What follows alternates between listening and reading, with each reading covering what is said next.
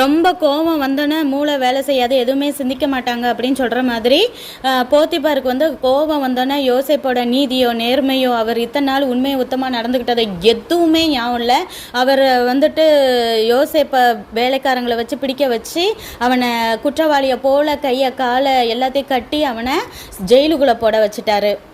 தேவனுக்காக யோசேப்பு வந்து தப்பு பண்ண மாட்டேன் அப்படின்னு சொல்லிட்டு வைராக்கியமாக இருந்ததுனால இப்போ யோசேப்பு வந்து ஜெயிலில் இருக்கும்போதும் தேவன் கூடவே இருக்கிறாரு. நம்மளை பற்றி இந்த உலகம் எவ்வளோ வீண் பழி போட்டாலும் தப்பாக பேசினாலும் நம்ம பக்கம் நீதி இருக்கும்போது நம்ம எந்த இடத்துல இருந்தாலும் வனாந்திரமோ சிறைச்சாலையோ எவ்வளவோ பாடுகள் மத்தியில் இருந்தாலும் தேவன் நம்ம கூட இருக்கிற தேவன் மற்ற மனுஷர்களை போல விட்டுட்டு போறவர் அல்ல. தேவனுக்கு யோசேப்பு மேலே கிருபை இருந்ததுனால சிறைச்சாலை தலைவனுடைய கண்களையும் தயவு கிடைக்கும்படிக்க செய்கிறாரு.